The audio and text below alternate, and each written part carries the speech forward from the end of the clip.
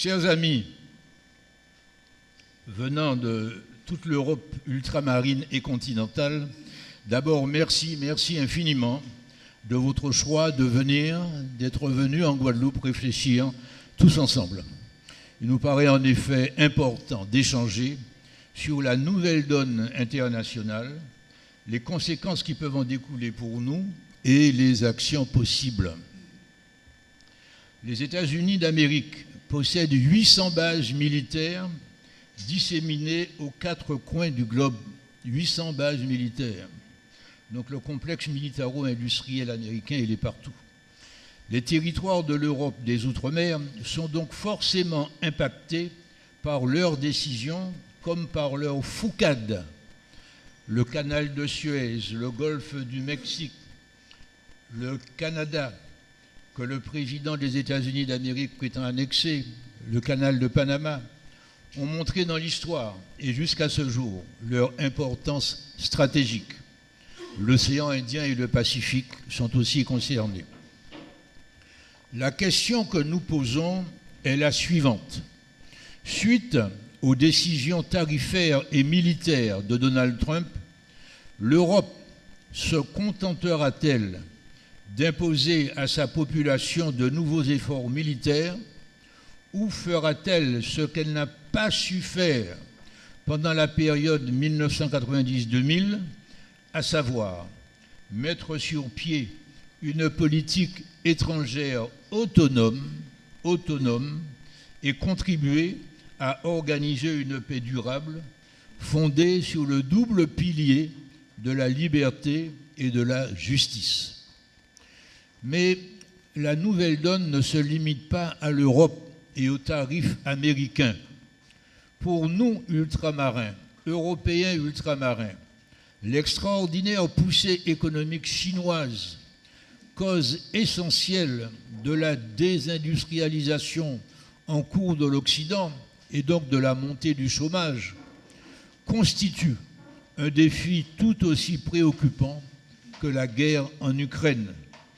Nous devons trouver ensemble une réponse valable de l'Europe.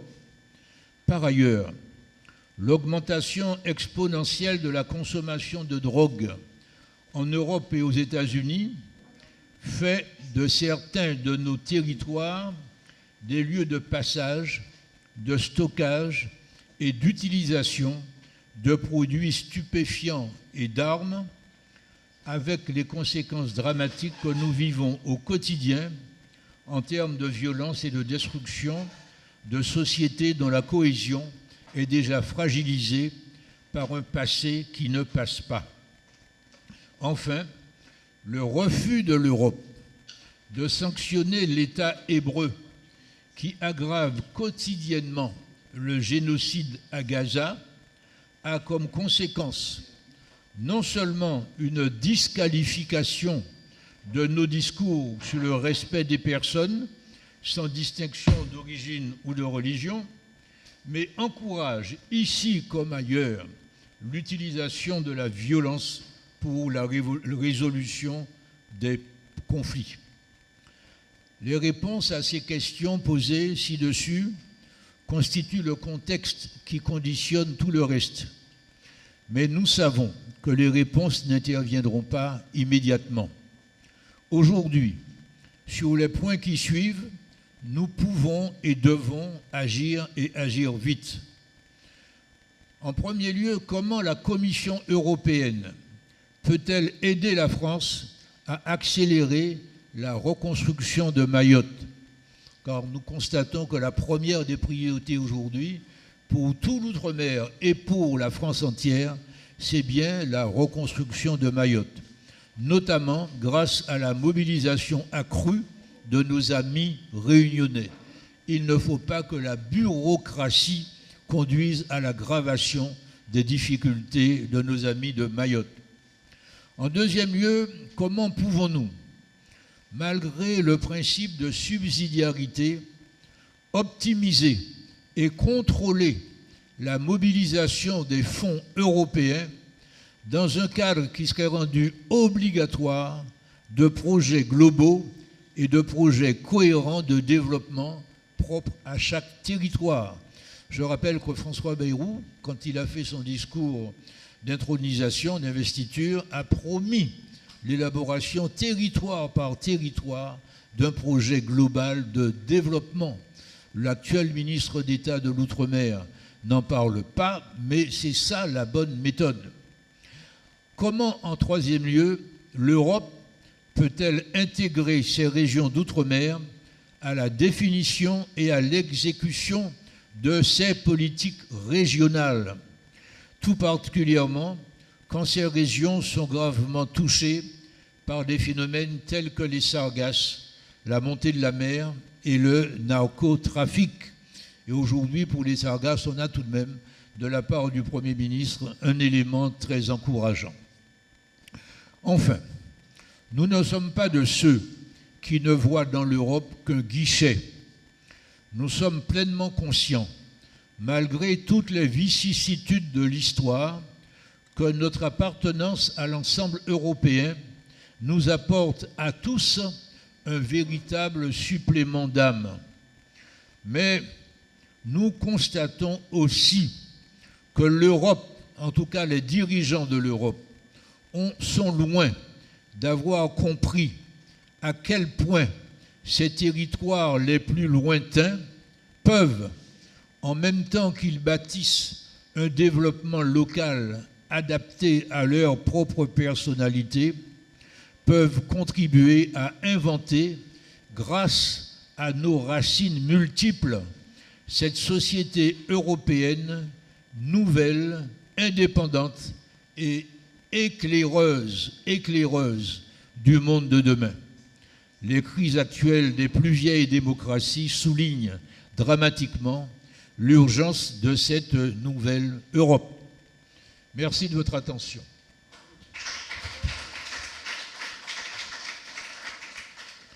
Alors c'est Sandro qu'on va écouter maintenant, Sandro Gozi, qui est député européen, secrétaire général du Parti démocrate européen.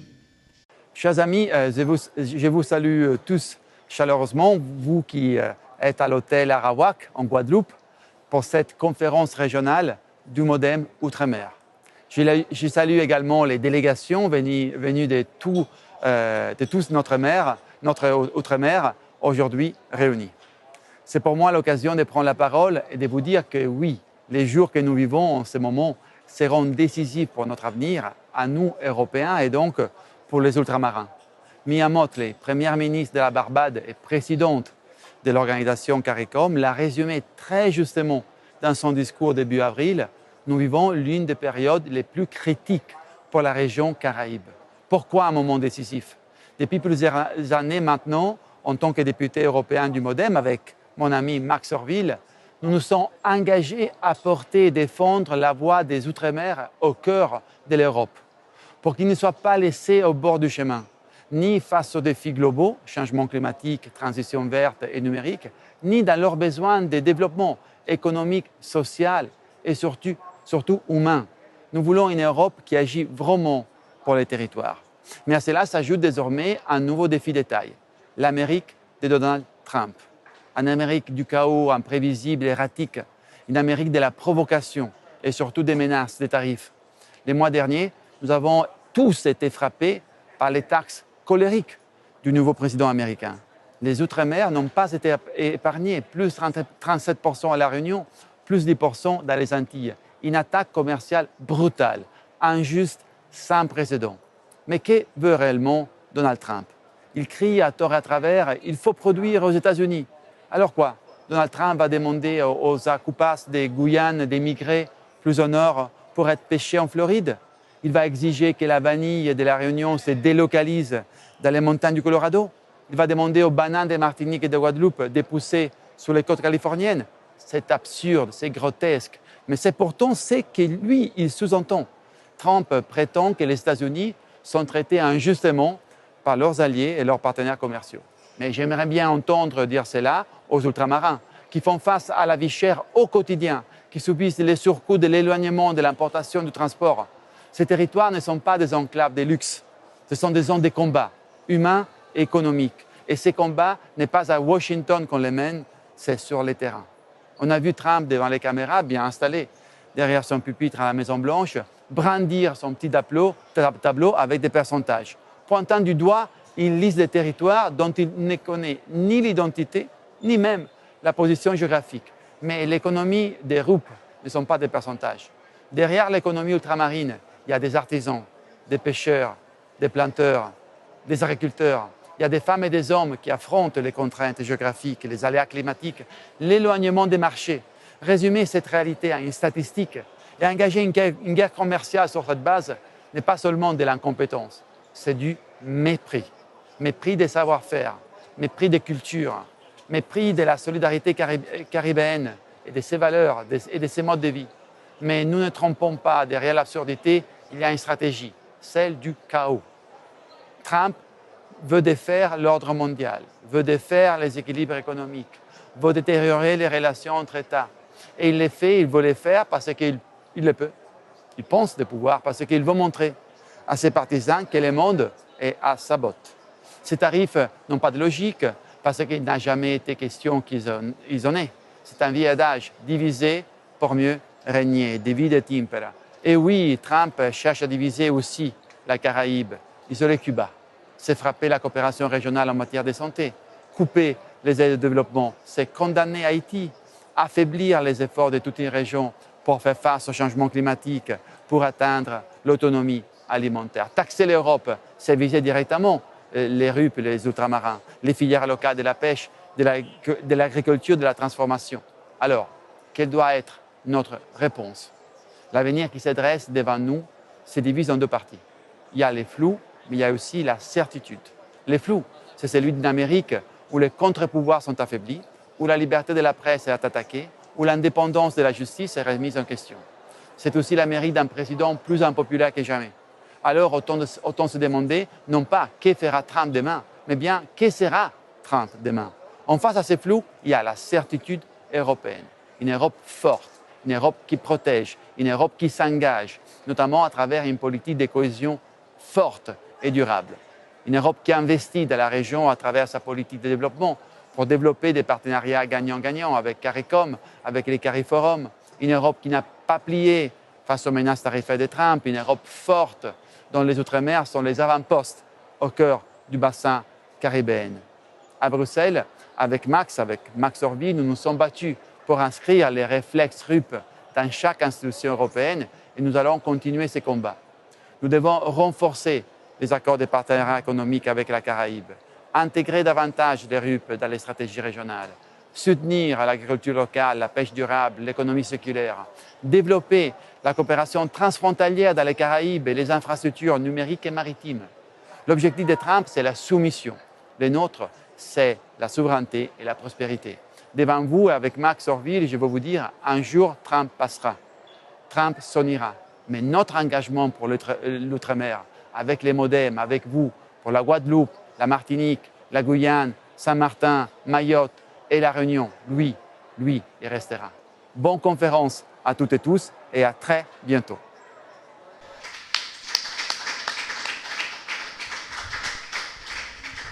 Voilà, nous avons la chance d'avoir avec Sandro Gozzi quelqu'un qui connaît et qui aime l'outre-mer. Il a été largement formé par Max, c'est peut-être pour ça qu'il est maintenant très compétent sur l'outre-mer.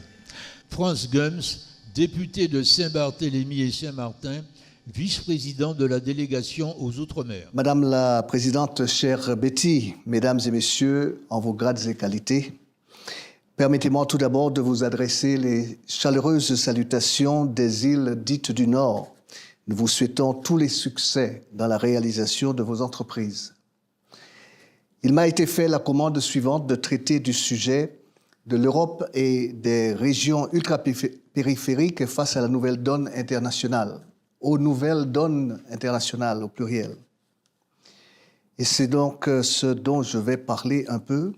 Comme chacun le sait, nous traversons une période de profonde recomposition géopolitique. Cette recomposition est due à des événements totalement indépendants de notre volonté, qui génèrent beaucoup d'incertitudes et beaucoup d'angoisses, et sur lesquels ni l'Europe, ni la France, et encore moins nos territoires ultramarins, non de vraies prises.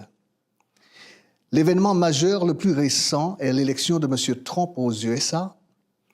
M. Trump qui mène une politique disruptive à l'intérieur de son pays, avec une politique anti-immigration agressive et à la limite de l'indignité. Sur le plan international, sa politique douanière provoque une grande instabilité dans le commerce mondial, instabilité qui impacte nos approvisionnements et notre stabilité énergétique. Un peu avant cela, s'est déclenchée la guerre totale entre Israël et le Hamas, une guerre où l'on peut dire que les uns ont tort, mais que les autres n'ont pas raison. Une guerre où les premières victimes ne sont pas les dirigeants, mais les populations civiles. Une guerre qui porte en germe le potentiel d'une extension à toute la région du Moyen-Orient. Et encore avant cela, M. Poutine déclenche une guerre ouverte avec l'Ukraine, avec des effets directs sur l'Europe dont la cohésion est mise à l'épreuve. Et pour couronner le tout, tous ces événements se passent sur fond de bouleversements climatiques qu'il n'est plus possible d'ignorer, avec des phénomènes météo plus nombreux et plus violents, avec la montée des eaux qui oblige à déplacer des populations, autant de réalités qui nous concernent tous directement. Tout cela nous rappelle que la stabilité du monde reste fragile et toujours à défendre. Dans ce contexte incertain, les régions ultra-périphériques de l'Union européenne, qu'il s'agisse de la Guadeloupe, de la Martinique, de la Guyane, de la Réunion, de Mayotte, de Saint-Martin, mais aussi des Canaries ou des Açores ou de Madère, occupent une position singulière, à la fois pleinement européenne sur le plan institutionnel, mais ancrées dans des espaces géopolitiques sensibles. Elles incarnent un paradoxe stratégique.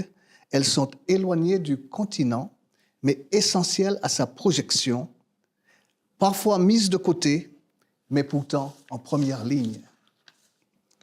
En première ligne face aux disruptions commerciales, face aux phénomènes climatiques, mais aussi face au trafic en tout genre de drogue, d'armes et d'humains, en particulier ici dans la Caraïbe.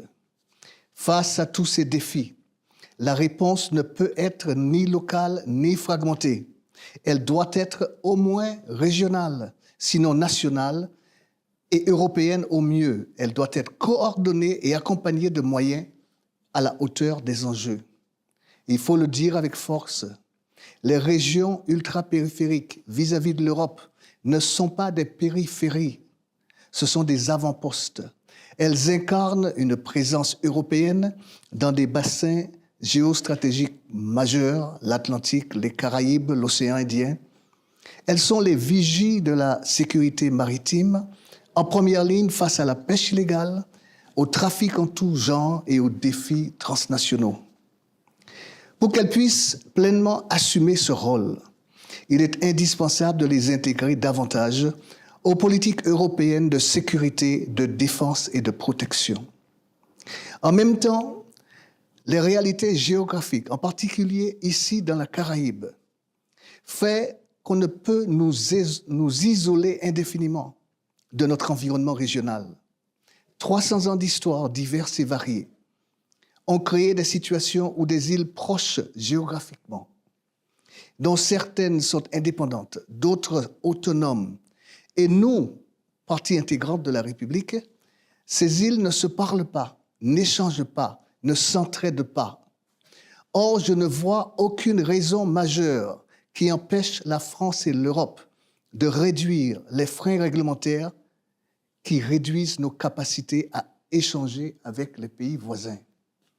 L'Union européenne doit reconnaître notre contribution, non seulement dans les politiques de cohésion, mais aussi dans celles qui relèvent de la souveraineté, de la stabilité et du rayonnement international. Enfin, les régions ultrapériphériques doivent être vues pour ce qu'elles sont aussi des laboratoires de résilience. Elles font face avec courage et créativité aux défis du changement climatique, de l'isolement et de la transition énergétique. Elles innovent, expérimentent, proposent, car nous avons à notre échelle un rôle à jouer dans la construction d'une autonomie stratégique européenne. En résumé, les régions ultrapériphériques sont à la fois une responsabilité et une opportunité. Dans un monde plus stable, elles sont des points d'appui essentiels pour une Europe forte, solidaire et présente sur tous les continents. Je plaide aujourd'hui pour que notre voix soit pleinement entendue, que nos spécificités soient réellement prises en compte et que notre potentiel soit enfin reconnu à sa juste valeur. Merci de l'attention que vous avez bien voulu me prêter. Bonne conférence à tous. Mais voilà, c'était une intervention fort intéressante et qui recoupait un certain nombre de choses qui avaient été dites avant. Voilà. Est-ce que notre grande représentante de Mayotte est prête à venir intervenir? On m'a demandé de réagir sur l'Europe, les régions ultrapériphériques face à la nouvelle donne internationale et en particulier sur la question de transition écologique et notamment l'aspect de résilience. Et pardonnez-moi, je vais vous parler un petit peu de l'expérience de Mayotte. Donc on le sait, Mayotte est une région ultrapériphérique, oui, mais ce mot ne devrait pas rimer avec oubli ou relégation. Car si les crises mondiales nous concernent toutes et tous, à Mayotte, nous ne les analysons pas depuis une tribune, nous les vivons au quotidien. Crise climatique, tensions géopolitiques, vulnérabilité énergétique, insécurité hydrique, instabilité géologique, ce que beaucoup appellent la nouvelle donne internationale, à Mayotte, c'est déjà notre réalité depuis plusieurs années. Mais Mayotte, c'est aussi une île de résistance, une île de solution, une île où à chaque épreuve est un appel à l'action. Vous le savez, on a parlé, et je crois qu'à chaque fois vous m'avez posé la question, vous nous avez posé la question avec Dr Abdou après Chido, puisque le 14 décembre dernier, le cyclone Chido a frappé Mayotte avec une violence inédite, des vents à plus de 220 km/h, des habitations soufflées, des écoles détruites, des cultures anéanties, plus de 35 000 habitations endommagées, des quartiers entiers dévastés et des familles sans abri. Mais ce que Chido a révélé, au-delà des toitures envolées, c'est l'extrême vulnérabilité de notre territoire. Des réseaux électriques fragiles, des hôpitaux en tension, une dépendance accrue aux importations. Face à l'urgence, tout d'abord, l'État a agi. Notre Premier ministre avait annoncé, quand il était venu à Mayotte, un plan Mayotte debout. Face à l'urgence, l'Europe a aussi répondu. Le mécanisme de protection civile a permis l'envoi rapide de matériel et d'abris. Le Fonds de solidarité de l'Union européenne a été activé pour aider à la reconstruction post-Chido. Et le dispositif Restore a rendu possible la réorientation des fonds européens pour les besoins post-cycloniques. C'est une aide précieuse. Mais ce que Chido a confirmé, c'est qu'il est temps de penser la résilience, pas seulement de la réaction. Autre exemple que je pourrais vous citer, je pourrais vous parler de la crise de l'eau. En 2023, et Max, tu étais sur le territoire, tu l'as constaté, des familles ont vécu 4 jours de coupure sur 5. Ça doit faire écho aussi en Guadeloupe, je crois. Les enfants sont partis à l'école avec une bouteille vide. Des femmes se sont levées à 4 heures du matin pour remplir des bidons. Dans certains quartiers, la douche est devenue un luxe. Et Max, tu sais quelque chose. Et quand Chido est passé, il a détruit tout ce qu'il restait. Les canalisations, les systèmes de pompage, les retenues d'eau. Face à cette crise, l'État a réagi. Distribution, ponts aériens, construction de nouveaux forages. On a eu droit même à la visite de notre ministre à l'époque des Outre-mer, Philippe Vigier, qui est vice-président du MODEM. Mais ce n'est pas suffisant. Nous ne voulons pas simplement de l'eau en sachet. Nous voulons un service public de l'eau digne de ce nom. Et c'est là où encore que l'Europe peut jouer son rôle. Le FEDER est un levier majeur pour financer des infrastructures durables, modernes, adaptées à notre réalité insulaire.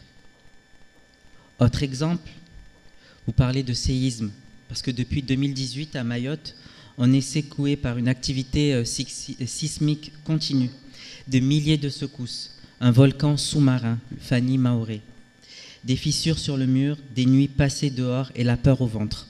Ça a été très difficile d'ailleurs. En décembre 2024, encore, un séisme de magnitude de 4,4 a réveillé cette angoisse. Et ce n'est pas anodin. Cela nous oblige à revoir nos normes de construction, à anticiper les risques et à préparer la population. Et cela a des conséquences concrètes.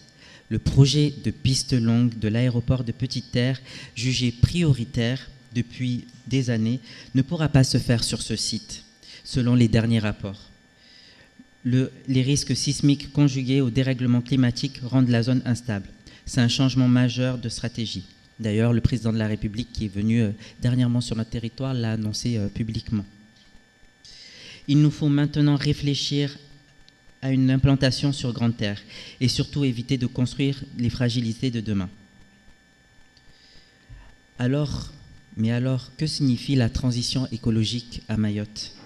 Cela signifie répondre à l'urgence, mais aussi construire une alternative durable, adaptée à nos contraintes et à nos forces, en développant l'énergie solaire, car notre ensoleillement est un atout inexploité, en soutenant l'agriculture locale et écologique pour réduire notre dépendance alimentaire, en repensant la gestion des déchets pour que chaque commune, chaque village puisse devenir acteur de la propreté et de la santé publique. Et en formant notre jeunesse pour qu'elle devienne porteuse de solutions. Mais cela ne pourra pas se faire avec des dispositifs européens conçus pour l'Alsace ou la Normandie. Désolé de le dire. Nous avons besoin de règles souples, des délais réalistes et d'un accompagnement humain pour les communes et les associations. Mayotte ne manque pas d'idées, elle a besoin de leviers.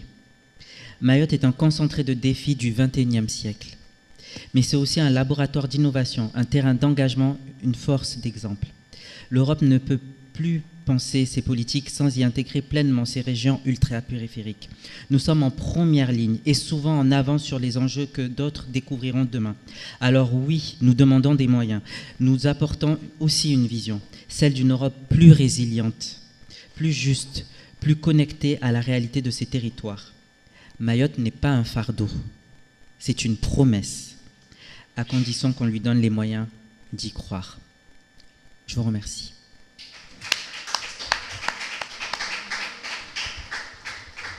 Merci beaucoup, Cassandra. Max, à toi d'intervenir. Merci à tous. L'intervention de Sandro a été très claire, pleine sur tous les travaux que nous avons menés ensemble et que je continue de mener avec lui, puisque vous l'avez compris, je suis le référent du Parti démocrate européen pour les régions ultrapériphériques et ce combat continue. Je suis à Bruxelles et à Strasbourg très régulièrement et il n'y a pas une décision qui soit relative aux régions ultrapériphériques que je ne connaisse pas et que je n'essaye pas d'impulser. Donc, Sandro a bien expliqué les enjeux. Ici, aux Antilles, face d'une part à Trump, mais également tout le travail qu'il faut qu'on fasse. Alors, quelques chiffres. Quand on parle des régions ultrapériphériques, on parle de 3 pays. L'Espagne, le Portugal et la France. Pour les 2 autres pays, Espagne et Portugal, qui font partie des régions ultrapériphériques, mais leurs régions ultrapériphériques sont à 200 km du continent. Nous sommes disséminés dans tout le monde entier à plus de 8000 km, 12 000 pour la Réunion, pour Mayotte, et nous rayonnons sur tous les océans.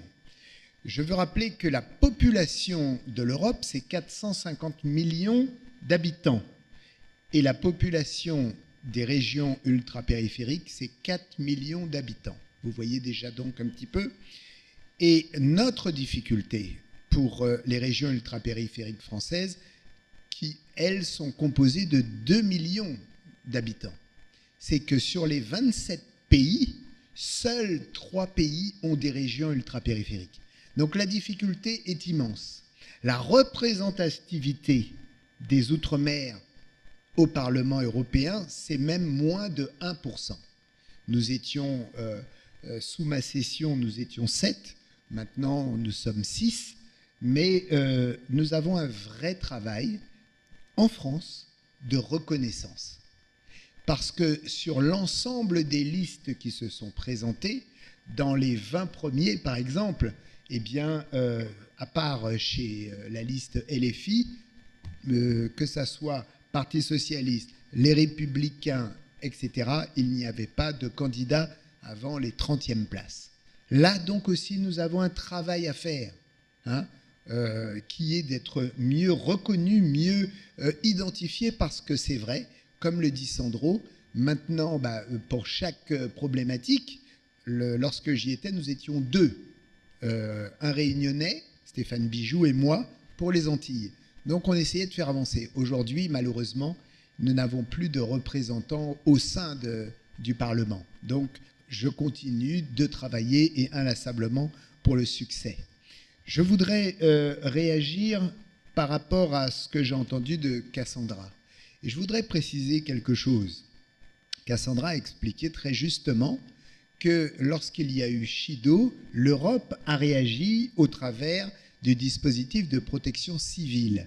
Alors, de quoi s'agit-il ? C'est une protection civile européenne qui est que lorsqu'il y a un aléa, lorsqu'il y a une problématique naturelle, comme la question de l'eau ou la question du cyclone, c'est le territoire européen le plus proche qui prend la donne. Donc, dans le cas de Mayotte, c'est la France qui a été son propre recours, via la Réunion. Hein ? Alors, je vais donner un autre exemple qui montre la complexité qui existe. Lorsque Mayotte a été confrontée à la crise de l'eau en 2023, pendant, tu dis 4 mois, c'était beaucoup plus long, 6 mois, les problèmes qui se sont posés, c'est pourquoi on n'a pas fait venir de l'eau de l'île Maurice, qui est moins loin. Mais tout simplement parce qu'on était soumis à des normes européennes. Et l'eau de Maurice ne répondait pas aux normes sanitaires de l'Union européenne. On a même envisagé à l'époque de faire venir de l'eau de Pologne. Donc finalement, ça a été par la Réunion et par rapport et la France par bateau, mais c'était pour vous dire les difficultés. Alors il y avait ce problème dans l'urgence, il fallait trouver la question de l'eau, mais Mayotte était sinistrée parce que les retenues collinaires étaient à sec et il n'y avait pas encore d'usine de dessalement. C'est là que nous avons commencé à travailler là-dessus. Mais je dois reconnaître, et il faut reconnaître, que la solidarité française et européenne a joué. Tout de suite, on s'est mobilisé. C'est pas si facile parce qu'il faut aussi reconnaître, Cassandra, tu ne m'en voudras pas, et ça, ce n'est pas forcément la responsabilité de l'État. L'état des infrastructures pour l'eau, notamment à Mamoudzou, accusait des fuites pour 35% du réseau. Bon, et donc là aussi, il faut se dire que chacun doit prendre sa part. Hein, il fallait moderniser le réseau, etc. Donc, l'Europe et les régions ultrapériphériques, comment elles sont perçues ? Au sein de l'Assemblée parlementaire européenne, nous avons toujours eu une écoute nécessaire, qu'il s'agisse des problèmes qui se sont exprimés en Guyane, où il y avait un vrai péril sur la filière bois, en raison de normes environnementales inadaptées, on l'a corrigé. Sur la question du transport aérien, on a fait les efforts pour assurer une certaine continuité, même si je continue à dire que les billets sont trop chers. Mais il y a des tas de choses. Vous savez que maintenant, l'Europe qui se verdit souhaite avoir des avions qui volent au biocarburant, hein, et non plus au kérosène. Donc chaque fois qu'un avion vole en direction de la Martinique, la Guadeloupe, etc., il est considéré comme pollueur. Donc l'Europe a fait annuler cette taxe. Vous ne payez pas, le contribuable guadeloupéen ne paye pas cette taxe entre Guyane et l'Hexagone, etc. Ça a été annulé parce qu'il faut bien assurer une certaine continuité territoriale. Est-ce qu'il y a encore beaucoup de progrès à faire ? Oui. Maintenant, une question qui va intéresser notre futur intervenant de l'IED, c'est quelle est la représentation chez nous de l'Union européenne ? Elle est essentiellement perçue comme une relation de guichet, c'est-à-dire on active des demandes de subventions européennes au travers de FEDER, FEADER, de fonds européens. Ce sont les fonds structurels. Et ce matin, nous avons entendu Christophe Grudler annoncer que pour le prochain budget, c'est intéressant, le budget consacré aux régions ultrapériphériques, c'est 16 milliards. Donc, qu'on ne nous dise pas qu'on n'aura pas l'argent. Et tous les députés européens se battent pour valoriser. Maintenant, il appartient, encore une fois, à toutes les autorités de gestion, Mayotte, Réunion, Martinique, Guyane, Saint-Martin, comme le disait Maurice, de mettre en place un schéma d'aménagement, de développement économique, culturel, social, etc., pour optimiser. La Guadeloupe souffre de problèmes d'eau. Quand j'étais parlementaire, j'en entendais parler. La Martinique aussi, soyons clairs, on l'a eu, même s'il y a eu des aménagements. Mais encore une fois, arrêtons de regarder les choses à la marge, par le petit bout de la lorgnette. Modernisons le réseau. Tout le monde sait, les Guadeloupéens le savent aussi, que pour avoir une eau potable qui est un droit vital, ce n'est pas quelque chose qu'on a à discuter et que l'Europe reconnaît. La question de l'eau est vitale. Alors que chaque territoire, autorité de gestion, mette en place cet aménagement pour offrir à leurs administrés les meilleures possibilités. Et l'Europe aidera. Il y a des priorités qu'il faut faire et savoir l'utiliser. Donc l'Europe doit faire preuve de solidarité, mais l'Europe a aussi le devoir d'attendre de nos territoires les meilleures dispositions pour permettre à nos administrés d'avancer. J'ai entendu la question aussi de la formation, de l'économie bleue. Monsieur Calamel en a parlé ce matin, à juste titre.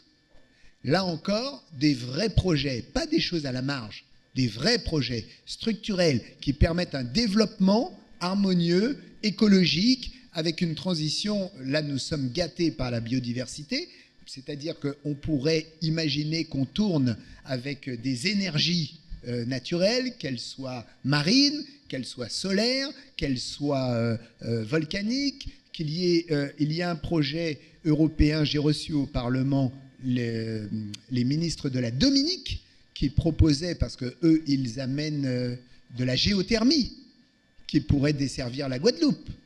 Eux, ils sont encore plus près. Eh bien, mettons en place les aménagements nécessaires pour permettre à nos territoires d'être optimisés. La question des sargasses. Je ne pouvais pas terminer mon allocution sans parler de cette question. C'est une question centrale qui dure, comme je l'ai dit, depuis 2018. La déclaration de François Bayrou aujourd'hui vise à doter les territoires des Antilles, des Caraïbes et de Mayotte, enfin, et de la Réunion, pas de Mayotte, de la Réunion qui sont atteints, de Sargator. J'ai porté cette mesure auprès de l'ancien ministre de la Mer, Hervé Berville. Donc, on va avoir maintenant les moyens de se doter. Mais il va falloir aussi se poser la question, qu'est-ce qu'on en fait ? Est-ce qu'on s'en sert pour dépolluer nos territoires, par exemple ? Comment on les transforme, etc. Donc, il y a toujours, vous le voyez, une partie qui est possible par l'Europe. François Bayrou, aujourd'hui, a parlé de dispositif, le 3e plan de lutte contre les sargasses, mais c'est un plan national, ce qui veut dire que l'Europe peut ajouter aussi à ce plan national, soit par une collaboration dans le cadre du plan Interreg, qui pourrait être richement doté, et par des vrais projets qui permettraient de, je ne dirais pas de mettre fin à ce fléau, parce que tout le monde sait que tout part du Brésil. Et là, l'Europe a aussi son rôle à jouer. Parce que dans les accords commerciaux avec le Brésil, c'est de voir comment on va interdire les pesticides qui sont répandus et qui changent la nature et les pH des eaux, etc. Et ça passe par la Guyane et vous connaissez la suite. Donc, oui, l'Europe peut être à ses côtés. Je sais que nos chefs d'entreprise ont pris cette dimension. Il faut maintenant leur donner les moyens de pouvoir préserver cette biodiversité et utiliser les contraintes en atout. Et l'Europe sera tout à fait disponible pour accompagner cela. Mais n'attendons pas, sagement, et se disons, l'Europe va régler tous les problèmes. Nos compatriotes voient partout, lorsque les infrastructures se font, le panneau Europe. Parfois, ils ne le voient pas parce que la politique locale s'arrange pour valoriser ce qu'il fait, mais avec les fonds européens. Bon, ça arrive et c'est bien classique. Mais en tout état de cause, il y a à côté des fonds structurels, je voudrais dire un mot de ce qu'on appelle les fonds horizontaux. Les fonds horizontaux, ce sont des fonds spécifiques qui sont gérés directement par la Commission européenne et qui peuvent être sollicités directement par eux dans le cadre d'une information et d'une communication qui serait donnée par les autorités de gestion et permettre à chaque territoire de développer selon le programme établi, de pouvoir avancer. J'ai qu'un seul projet en tête là, mais il y en a dans tous les domaines de l'activité, qu'elle soit environnementale, qu'elle soit culturelle, qu'elle soit artistique. Et je pensais justement à ce programme artistique qui offrait en 2022 à la Guadeloupe, à la Martinique, à toutes nos régions, la possibilité pour 6000 artistes de pouvoir participer à ce programme européen, se rencontrer, etc. J'ai entendu la question, la garantie pour l'enfance, la garantie pour la jeunesse. Ce sont des dispositifs transversaux. Ce sont des dispositifs qui permettent d'accompagner les jeunes, notamment la garantie pour la jeunesse, qui sortent du milieu scolaire et ceux qui sont en rupture avec la scolarité, qui ont commencé un travail dans une entreprise, qui ont peut-être été licenciés. Et cette garantie permet et offre des débouchés à tout jeune qui veut reprendre et revenir dans le circuit du travail, après 4 mois, sous forme de stage, etc. Et donc, ces informations sur les programmes transversaux doivent être communiquées, doivent être dispensées par les autorités de gestion à leur public de référence. Voilà un petit peu ce que je voulais vous dire, parce que je sais que notre ami de l'IED qui nous attend, Édouard Godot, je m'excuse d'avoir pris tout ce temps, et je lui passe la parole, si c'est comme ça que ça doit se passer. C'est bien ça ? Merci. Voilà, donc je donne la parole à Édouard Godot, qui est professeur associé à l'ESSEC, qui est auteur et également consultant, un homme de haute compétence. Je ne vais pas du tout rajouter du discours au discours, parce que je pense que les tours d'horizon qui ont été faits sont déjà largement suffisants et largement bien informés. Je voulais vous donner quelques éléments sur la raison de ma présence ce soir, enfin de ma présence à distance certes, mais de ma présence quand même.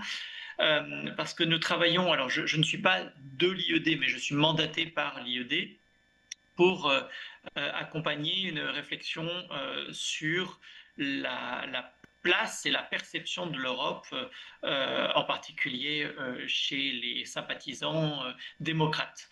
Et c'est la raison pour laquelle nous avons mis en place ces capsules, et c'est la raison pour laquelle nous avons donc la possibilité de nous voir ce soir. Ah, ça y est, je vous vois, c'est formidable, c'est beaucoup plus agréable.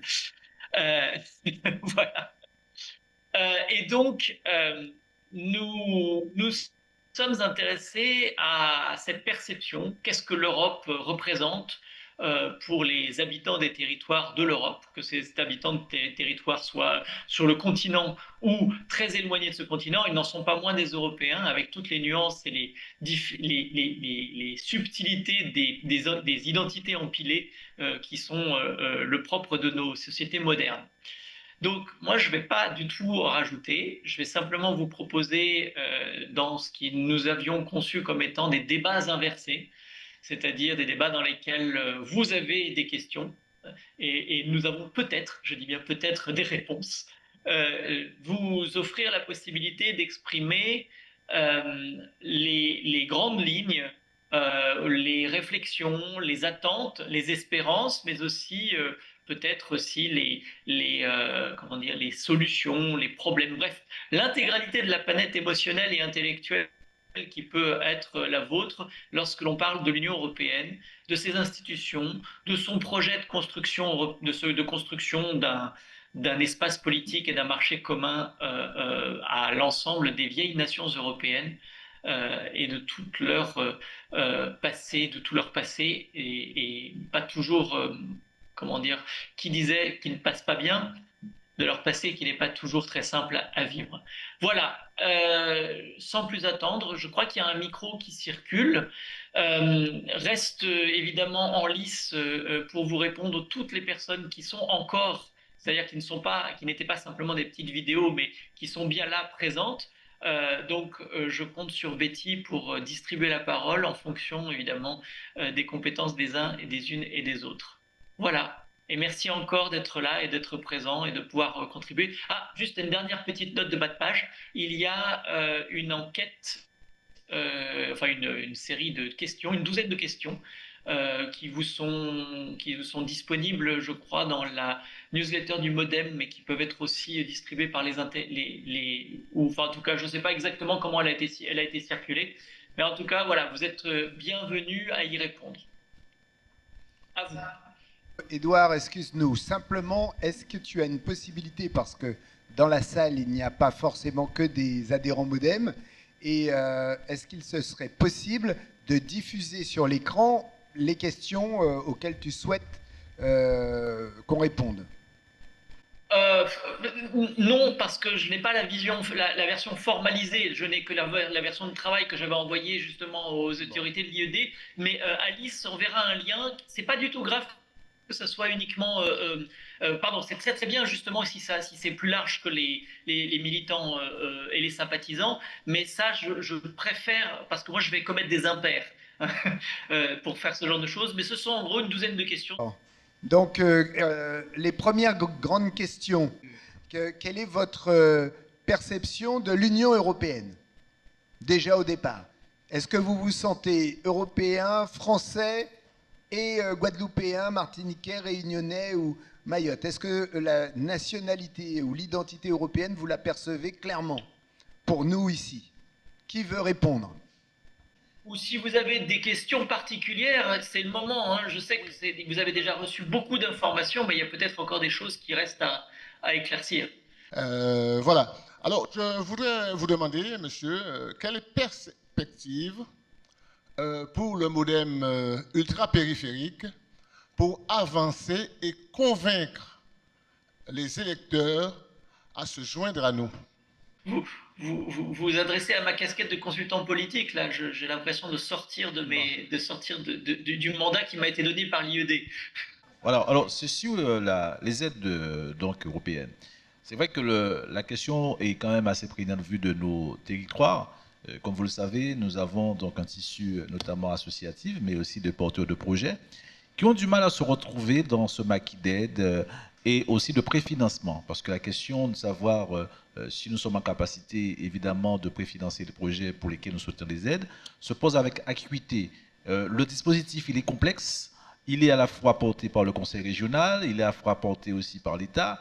Et c'est vrai qu'on a une situation, vue de nos territoires insulaires, de maquis incompréhensible. Comment arriver à solliciter ces aides et à les mobiliser? Pour les collectivités, c'est pareil, puisque nos collectivités sont en grande difficulté. Elles n'arrivent pas à préfinancer les différents projets et mobiliser, puisque ce matin, nous avons évoqué la question notamment des fonds verts. On voit très bien la situation pour nos collectivités qui sont engluées dans des situations financières très contraignantes. Et on a le sentiment, effectivement, que vu de nos territoires, avec parfois quelques problèmes d'ingénierie, parce qu'il faut le dire aussi, nous n'avons pas toujours au sein de nos collectivités et au sein de nos associations l'ingénierie nécessaire, et tout ça paraît fort complexe. Alors, quelles mesures, quels dispositifs pour simplifier les aides européennes pour nos territoires, que ce soit le FSE, que ce soit le FEDER? Merci. Oui, alors ma question, elle est liée au fameux article 349 du traité fondateur de l'Union européenne, qui vise à adapter, prendre des dispositions et pour adapter le droit aux contraintes de nos régions et en particulier sur les surcoûts. Et c'est vrai que nous avons pas mal de sujets liés à la fiscalité, nous avons des sujets liés au climat. Et au moment, à l'heure où la question du climat se pose avec énormément de prégnance, à l'heure où on demande aux collectivités, aux communes en tout cas, de prendre leurs responsabilités vis-à-vis de ces sujets et de mettre en place un plan d'adaptation au changement climatique, quid de cet apport, de cet accompagnement en tout cas du traité et des dispositions qui sont prises pour faciliter la mise en œuvre des solutions, on va dire, fondées sur la nature qui pourraient régler ces sujets. 30 secondes pour la bonne tenue. Je crois qu'il y a une petite erreur. Ce n'est pas des questions qu'il faut lui poser parce qu'il est là pour recueillir, il est là pour recueillir un petit peu quelles sont vos attentes, vos difficultés, vos espoirs, comment vous concevez l'Europe. Donc, oui, mais ça c'est vis-à-vis de moi, mais ce n'est pas vis-à-vis de... Ah mais attendez. Vous pouvez poser les questions à l'intégralité des gens qui sont capables d'y répondre. Moi, je me permettrai de répondre à celles qui sont un peu plus de ma compétence, mais n'ayez crainte, allez-y. Ces questions sont aussi des traductions de représentation, donc ça me va très bien. Et puis, mais oui, et puis des angoisses que nous avons. L'Union européenne, c'est pas une vue de l'esprit. On est citoyens. D'abord, on est d'abord guadeloupéens, mais après, on nous demande de mettre en place des sujets qui touchent les RUP. On est censé, et même quand on regarde les zones économiques exclusives, l'Union européenne, ils sont classés au premier rang de puissance maritime. Concrètement, est-ce que l'Union prend sa vraie place stratégique dans le domaine maritime? Et c'est parce que je me pose toutes ces questions que je n'arrive pas à avoir de réponse pour dire est-ce que je suis citoyenne européenne? Est-ce que l'Europe nous rend service? Est-ce que le fameux principe de subsidiarité, il est appliqué correctement sur nos territoires? Est-ce que les fonds horizontaux, transverses, tout ce que vous voulez, est-ce que ça accompagne le développement économique de nos territoires? Une fois que j'aurai les réponses, je vais vous dire où je me situe.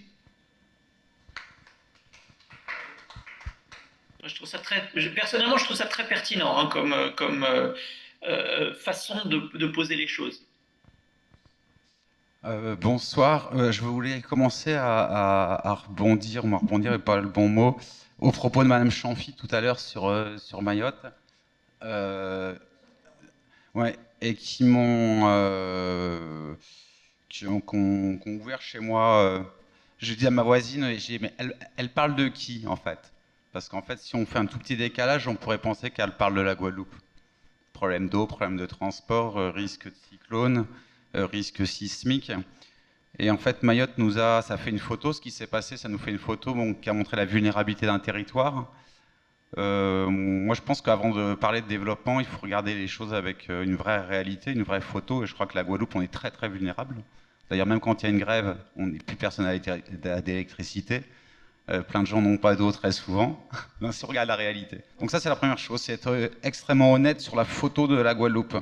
Et on pourrait parler des Outre-mer, mais c'est ce que je connais le mieux. Ensuite, la deuxième chose, c'est la posture. À partir du moment où on a fait un état des lieux, c'est quelle est la posture qu'on veut. Alors là, je fais une petite blague. Tout à l'heure, quelqu'un disait qu'il n'avait pas tellement confiance en DeepSeek, l'IA chinoise, ce matin. Moi, il y a quelque chose que j'aime beaucoup chez les Chinois, c'est leur définition du mot crise. Le mot crise, il se définit avec 2 hiéroglyphes. Le premier, c'est danger, et le deuxième, c'est opportunité. Donc quand on a fait la photo du coup d'avant, là, on se rend bien compte qu'il y a des dangers et c'est une opportunité pour vraiment changer les choses. Et je vais terminer là-dessus, qui est une contrepétrie de Francis Blanche dans les années 60-70, qui disait face à un monde qui... 70, ça marche toujours aujourd'hui. Face à un monde qui change, il faut mieux penser le changement que changer le pansement. Et c'est là où ça nous demande, en fait... Alors on parlait beaucoup de Trump en forme de disruption. Sa disruption, moi, elle m'inspire pas beaucoup. Mais en tous les cas, je pense qu'il nous faut de la disruption sur la manière d'analyser les choses et de travailler ensemble. Et on revient sur la nécessité de la coopération, l'objectif 17 de l'agenda 2030. Donc voilà, avant même de parler de réponses, je voulais faire photo, quelle posture on prend, et puis ensuite on fait quoi ensemble. Vas-y Louis. Bien, alors je voudrais vous suggérer de donner une piqûre de rappel aux citoyens européens, enfin qui appartiennent à l'ensemble de l'Europe, c'est l'utilisation d'un euro, de billets d'euros. Grâce à un Guadeloupéen qui est à la Banque mondiale, la maquette de l'euro représente même à la maquette, les billets d'euros, tous les billets d'euros ont systématiquement une carte du domaine de l'Europe, et notamment des régions ultra-périphériques. J'ai ici un billet de 20 €, et beaucoup de gens ne le font pas, mais il serait très judicieux, je pense, et surtout de la part vis-à-vis des jeunes, de leur indiquer que, alors que nous n'avons pas une carte de France présentant l'outre-mer français, nous l'avions quand nous étions à l'école primaire, mais l'Europe a reconnu sur tous ces billets, il y a une face qui représente la carte de l'Europe, tous les pays européens, et vous avez la carte de la Guadeloupe, c'est la carte de la Martinique, la carte de la Réunion, la carte de la Guyane. Je vous invite, et je pense qu'on pourrait faire un petit concours vis-à-vis des enfants pour leur demander de reconnaître, de retrouver la Guadeloupe, ou enfin leur territoire d'origine, sur les billets d'euros. Et ce billet d'euros est symbolique pour nous d'un espace de solidarité et de démocratie. Et si nous utilisons tous les jours ces billets, il faut quand même savoir qu'ils représentent la Martinique, la Guadeloupe, la Guyane et la Réunion, et beaucoup de gens ne le savent pas. Et je crois que ça serait un effet, ça permettrait aux jeunes de comprendre qu'ils sont européens et dans quel cadre. Je répète, liberté, démocratie et solidarité surtout. Merci. Merci Louis. Merci beaucoup. Il y a de fortes chances qu'il soit très content d'avoir un billet de 20 €. Et je pense que M. Godot pourra peut-être nous aider à approfondir la réflexion sur ce point. Tout le monde aux Antilles, enfin pas tout le monde, beaucoup de gens aux Antilles se plaignent des conditions d'obtention des fonds européens. L'obligation de préfinancement de 100% du projet avant tout déblocage de fonds européens est une obligation à laquelle beaucoup d'investisseurs ne peuvent pas satisfaire.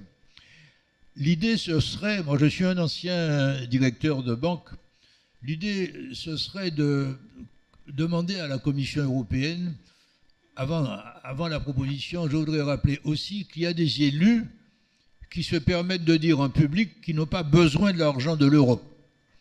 Et que si c'est pour continuer à donner de l'argent à certains, ils préfèrent qu'il n'y ait plus d'argent de l'Europe. Il y a des gens qui se permettent de dire ça sur les médias.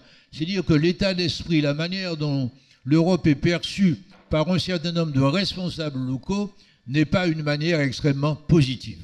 La raison pour laquelle je me demande si l'Europe, la Commission européenne en particulier, ne pourrait pas s'attacher les services d'une ou deux banques conseils dans chaque territoire pour accompagner, beaucoup plus que ne le font certaines collectivités, pour accompagner les investisseurs. Faire en sorte que ces investisseurs soient accompagnés pas à pas avant la réalisation, avant le début de la réalisation du projet, pendant la réalisation et après pour les déblocages finaux. Mais comme ça, au fur et à mesure, l'Europe pourrait être sûre que le projet réalisé correspond à ce qui a été autorisé. Le banquier, en général, a une vue beaucoup plus experte quant à l'appréciation de l'avancement des projets que les élus. Donc, je suis Chantal Brel, association Evans Concept. Je suis partiellement d'accord avec vous, sauf que j'ai eu à répondre à un appel à projet fonds européens. Et il faut savoir que le projet était recevable. Donc, je l'ai mené, sauf que la réponse de l'Europe pour apporter un accompagnement à ce projet est arrivée au moment où je devais faire le bilan. Et j'étais dans une structure, effectivement, où nous avions les moyens de le faire. Sauf qu'aujourd'hui, en faisant un appel à projet dans une autre structure toujours avec la même ingénierie, donc projet recevable. Si vous n'avez pas les fonds et si vous ne vous faites pas aider, d'autant plus que vous n'avez pas une réponse du service, vous ne pouvez pas le mettre en place, puisque la réponse arrive tellement tardivement que vous ne savez pas si vous allez être financé ou pas. Ah, si, mais enfin, bien sûr. Je ne sais pas si c'est l'Europe, mais en tout cas, la demande est faite pour les fonds européens. Max, mais oui, c'est vrai que beaucoup d'entreprises ont fait faillite à cause des retards. Hein. Je voudrais répondre, et ça ne va peut-être pas faire plaisir à tout le monde, mais encore une fois, il s'avère que j'ai un regard, moi, assez périphérique. Et je sais que ça se passe très bien ailleurs. Je donne un exemple. Aux Canaries, province espagnole, aux Açores, à Madère, Portugal, comment se passe, je vous parle du cheminement et de l'instruction.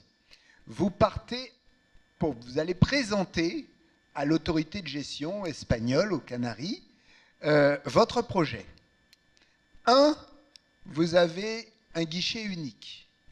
2, vous avez un référent unique qui va vous suivre pendant toute la durée de l'instruction, de la conception, de la réalisation jusqu'à la fin.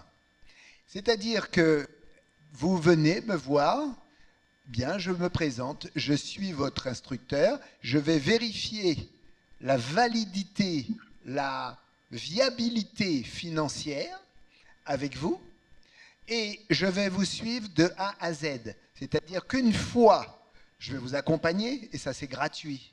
Il n'y a pas besoin, comme je le connais dans nos territoires, parfois de guerre lasse d'aller prendre un autre cabinet conseil que vous allez payer et qui va préparer votre dossier. Donc là, ça fait partie du jeu.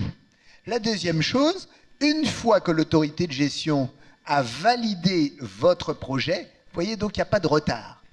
Eh bien, à ce moment-là, vous le commencez, vous le débutez, et moi, je suis là tous les mois pour vous dire, ramenez-moi telle facture, vous avez commencé telle facture. Ce qui fait que, à la fin du projet, puisque les programmes durent 6 ans, aujourd'hui, je suis en contentieux politique avec une région, parce que je lui dis tout simplement, la période 2014-2020 est épuisée. Il faut faire remonter les factures.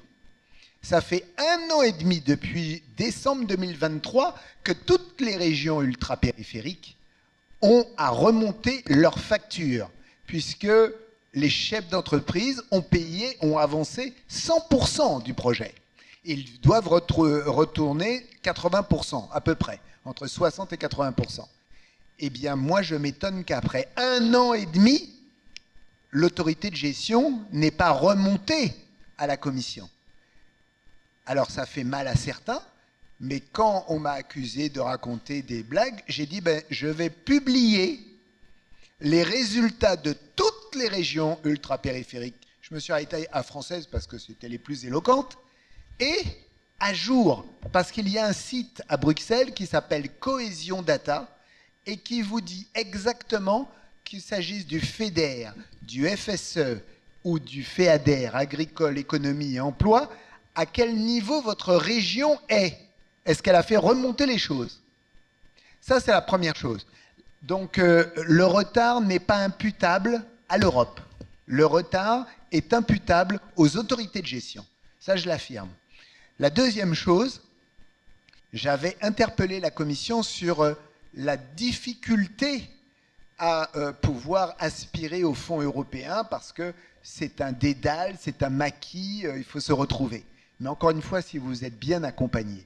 Mais sachant que dans nos territoires, c'était à géométrie variable d'une région ou d'une autre, j'avais envisagé avec l'avis positif de la Commission, mais qui n'a pas pu le mettre en place, j'y suis plus et on n'a pas pu continuer ça, je souhaitais que des formateurs de Bruxelles viennent accompagner, former, par exemple, le MEDEF, la chambre de commerce, parce que c'est là que les chefs d'entreprise s'adressent d'abord. Ça aurait été d'abord, allez, une présélection pour savoir si vous êtes éligible ou pas, etc., permettant ainsi la fluidité pour savoir comment on allait faire. Et donc, dans nos régions, on a ce problème-là.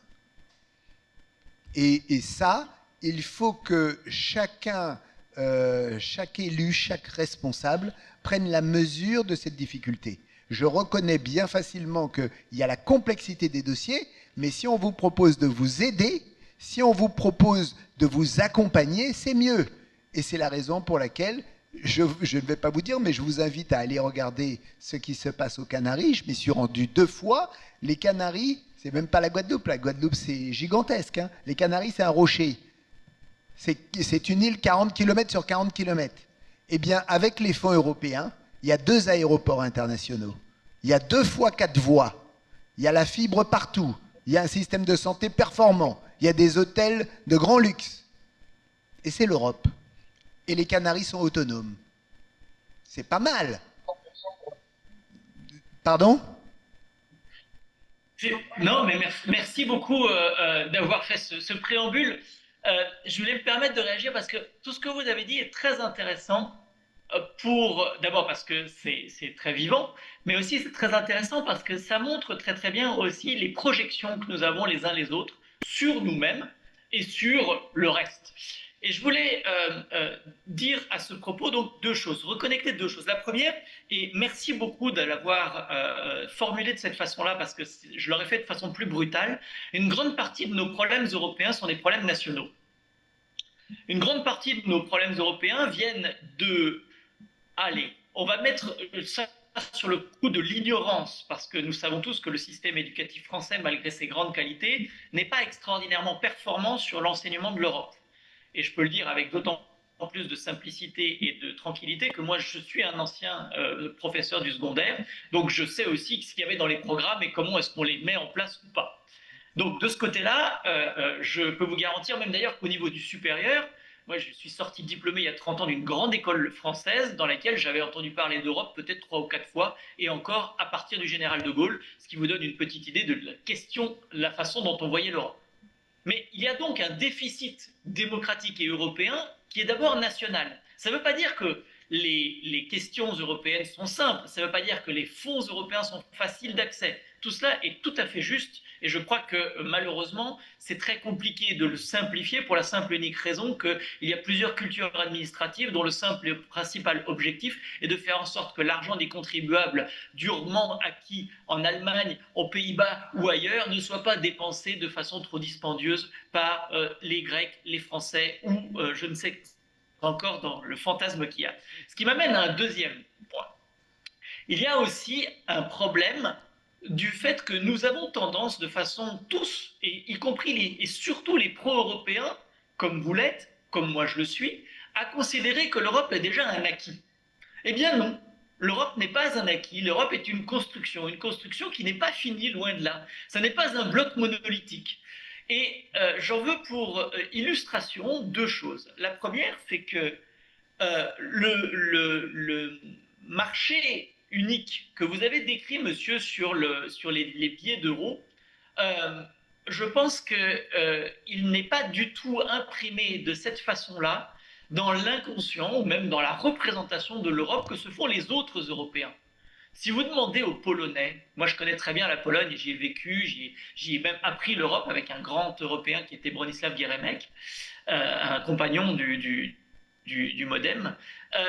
Si vous demandez aux Polonais, mais demandez même aux Slovaques, aux Baltes, ce que c'est que ces morceaux d'îles européennes dans des contrées et sous des latitudes qu'ils ne perçoivent même pas, vous serez assez surpris. De la même façon, on a chez nous très régulièrement des hommes et des femmes politiques qui n'ont absolument aucune hésitation à considérer que nos amis baltes doivent être en fait sacrifiés et jetés en pâture aux Russes parce que finalement c'est la Russie. Donc vous voyez, nos perceptions mutuelles sont encore pas tout à fait européennes. Elles restent encore très, très fortement nationales. Et c'est parce que l'Europe est encore une construction.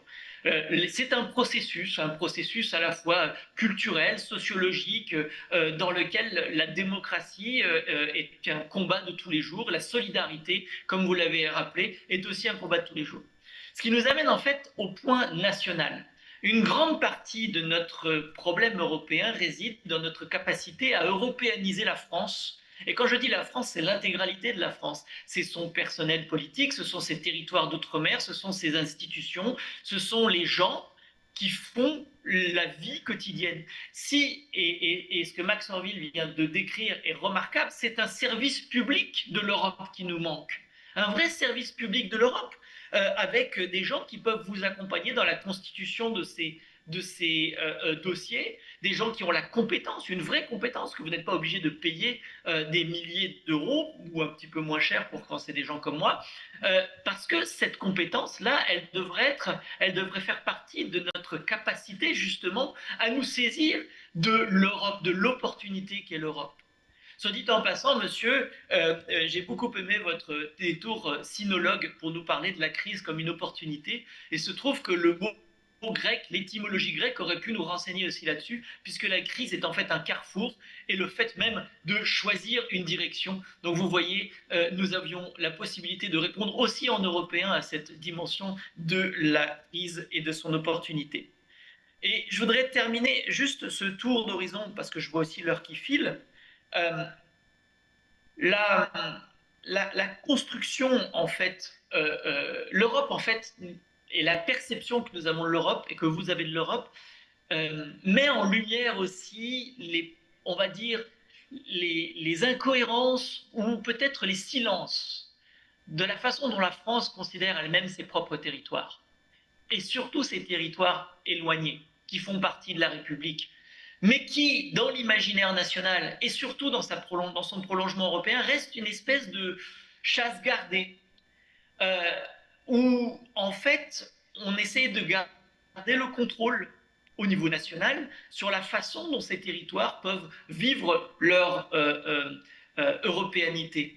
Il y a fort à parier que la subsidiarité qui est systématiquement invoquée pour défendre la capacité des États membres à mettre en place les politiques qu'ils veulent mettre en place soit un peu négligée lorsqu'il s'agirait, un peu à l'espagnol, mais on pourrait avoir d'autres exemples, Madère en est un bon exemple, lorsque des territoires demandent à avoir peut-être plus de voix sur la façon dont ils veulent mettre en place la prise en main de leur propre destin.